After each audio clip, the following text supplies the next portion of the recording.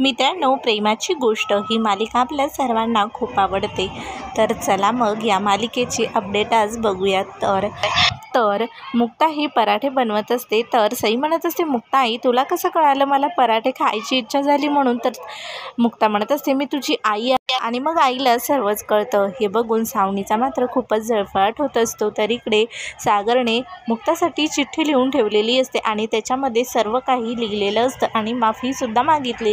तर चिठ्ठी वाजत असतानाच ती मुक्ताचं मन तिला म्हणत असते की प्लीज गोड बोलण्याला फसू नकोस। तर मुक्ता म्हणत असते, पण जे काही त्यांनी केलं ते आधीसाठीच केलं ना। तर मुक्ताचं मन मुक्ताला बोलत असते आणि म्हणत असते, अगं पण तुझ्याशी प्रेमाचं नाटक करण्याची त्यांना काय गरज होती?